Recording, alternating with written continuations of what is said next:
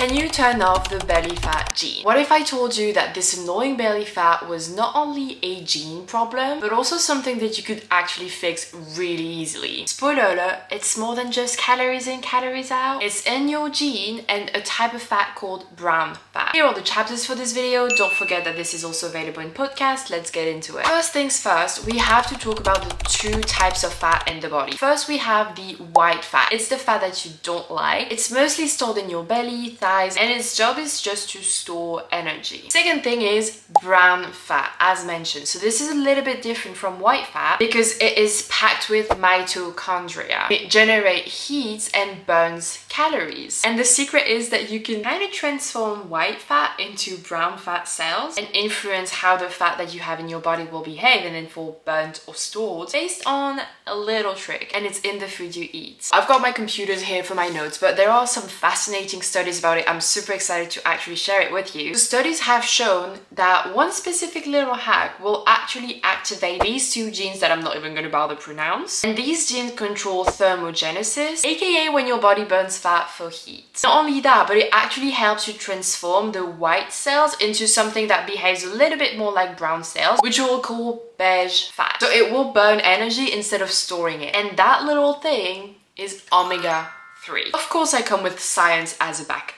A study in Nature Communication actually shows that omega-3 supplementation, especially EPA and DHA, lead to increased activity in brown fat, but also beige. So that sort of increases your metabolism and reduces fat just from that supplementation. And if you're not convinced yet that omega-3 is the way to go, a research in Journal of Nutritional Biochemistry shows that this fatty acid, because that's what omega-3 is, actually reduces inflammation, but also helps with insulin resistance. And these two factors are significant when it comes to fat loss, especially around the belly. Quick break. I've noticed that most people who watch this channel are not actually subscribed, so please, if you could do me this huge favor of actually subscribing, it will help the channel more than you think, and it would definitely mean the world to me. Okay, let's get back into the video. Now let's talk a little bit more about omega-3 and omega-6, which is basically doing the exact opposite of omega-3 in this case, but let's dive in. So omega-3 and 6 are two types of polyunsaturated fats. So both are essentials for your body, right? But what matters is the ratio at which you consume it. Omega-3, which are found in fish, flax seeds, walnuts, are anti-inflammatory. As I've said, they actually help with fat burning and brown fat production versus white. Omega-6 are mostly found in vegetable oils and processed foods, and they are pro-inflammatory if consumed in excess. Again, we're back to the ratio I was just talking about. That means that if you have a higher omega-6 ratio versus omega-3, you're more likely to store fat and also lower the activity of brown fat in the body, so not so good, right? That's why we keep saying stop eating that much processed foods. And the problem is, in the Western diet, we have so much omega-6 present all of the time in big quantities. Still more studies. One published in the Journal of Lipid Research found that high consumption of omega-6 actually increases inflammation and promotes fat storage. While obviously omega-3, as I just keep saying, reduces inflammation and promotes fat burning. Now, what is the ideal ratio? Another study in the obesity reviews seems to point that a 4:1 ratio of omega-6 to omega-3 would be ideal or less. And little fun fact, right now in the Western diet, we're closer to 10:1 or 20:1. We're not eating enough omega-3, we're eating way too much omega-6. With that being said, what are practical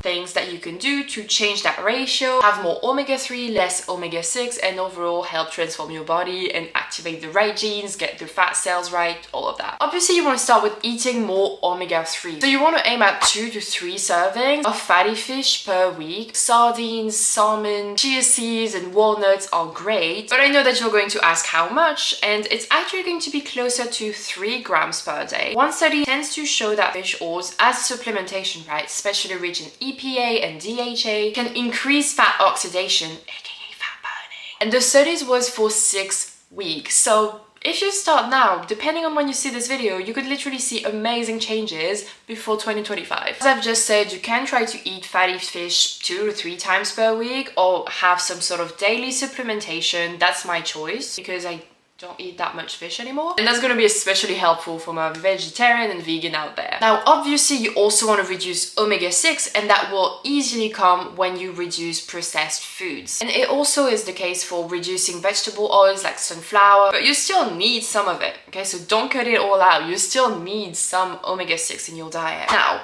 I want to say that this is not because you take omega-3 every day that you're going to magically lose the weight, okay? This is still not a magic pill. Everything I'm giving you guys on this channel everywhere is going to supplement actually having an active lifestyle, working out, being in a deficit, eating healthy. Science shows that optimizing your omega-3 to omega-6 ratio can give your body a metabolic age, if you will, and sort of help it turn into fat burning mode. And that's the last research for the day. Just want to make sure that you really see that I'm not just randomly coming up with stuff, which I don't like when people do on YouTube, especially when it comes to health and fitness, but that's a whole other topic. So this study does emphasize yet again that omega-3 support fat loss, but still work best in conjunction with a healthy lifestyle, actually working out, actually doing the cardio, the weightlifting, and the eating healthy and the high protein and all of that. But that can be absolutely major, especially if you struggle with belly fat. Now, if you're someone who wants to lose 20 plus pounds within the next 90 days without starving yourself, spending hours on the treadmill every single day without saying goodbye to your favorite food